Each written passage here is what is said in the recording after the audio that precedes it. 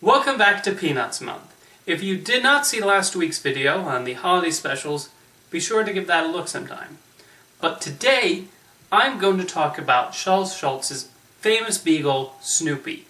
The funny thing is, when I was growing up, I was more familiar with the comic strip and the television series, and I assumed Peanuts was more about Snoopy, and it's hard not to blame me, because a lot of the time he managed to steal the spotlight away from Charlie Brown and his friends. Snoopy first appeared in the Peanuts comic strip in October 1950, though Schulz also had a canine character with similar personality traits in his precursor comic strip series, Little Folks. When Snoopy was introduced into Peanuts, it was not specified whether he belonged to any of the children, and was portrayed as merely a neighborhood dog who wanted to hang out with them. However, Snoopy was later established to be Charlie Brown's dog, albeit a very independent one. While he relies on Charlie Brown for feeding him, Snoopy was mostly content doing his own thing. While he had his fears and neuroses like the rest of the Peanuts gang, Snoopy also had an optimistic quality about him that was very appealing, much to the annoyance of Lucy. Snoopy also had a humorous rivalry with Linus involving his security blanket, and this led to a great many fights in both comic strip and animation form. One of my favorite aspects of Snoopy's personality was his ability to take on different roles, which heightened after he started walking on his hind legs. Multiple times, Snoopy would try writing a novel, usually beginning with "It was a dark, stormy night." He would continually return to his typewriter to finish it, but to no avail. He would also don the outfit of a World War I pilot and fly through the sky, constantly doing battle with the Red Baron. Even with the strips in black and white, Schulz nonetheless was able to fill the panels with a lot of excitement and the right amount of detail, though oftentimes this would also impact what happened outside of Snoopy's imagination. When Bill Melendez showed Snoopy dogfighting in It's the Great Pumpkin, he certainly had some great storyboards to take inspiration from. Joe Cool was another one of his famous personalities, where he put on sunglasses and hung out at Charlie Brown's school, and basically tries to blend in, and it's actually quite hard not to be charmed by this. Snoopy is usually accompanied by a little yellow bird named Woodstock on his adventures, and they have a great rapport together. Woodstock will even occasionally help him with writing letters. They seem to have a special kinship, and it's very sweet seeing them interact and have a fun time. Charles Schulz also peppered the comic strip with a lot of Snoopy's family members. Spike is probably the most well-known, a mustachioed dog who lives in the California desert and occasionally comes to visit.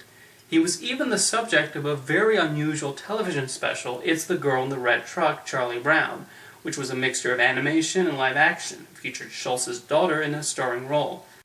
A lot of Snoopy's other relatives also appeared in the television special Snoopy's Reunion, in which a couple of them made their first appearances. When A Charlie Brown Christmas was being produced, Bill Melendez and Charles Schulz had to figure out how to bring Snoopy to animated life. In the comic strip, he would have thought bubbles showing what he was actually saying, but it was decided this would not quite translate to animated form. Bill Melendez, doing the voice of Snoopy, had him mostly speak with sounds, and this was quite effective. Even with the minimalist approach of the television specials and movies, Snoopy is made wonderfully expressive. His facial features were very versatile, and Melendez and his animators knew precisely how to express his thoughts, even without the bubbles from the comics. It's wonderful to see the animation team at Blue Sky keeping that tradition. It's no surprise to see they employ that top animator, who also served as the lead on Horde and the Elephant, Blue, Mary Catherine, and Scrat in their logo, to bring him to life on the computer. The most surprising strips came in August 1968, when Snoopy gets a letter from a young girl in the hospital, who is revealed to be his former owner, which completely catches Charlie Brown off guard. This short storyline was then expanded into the feature film Snoopy Come Home, which gave him the chance to have a starring role in a movie.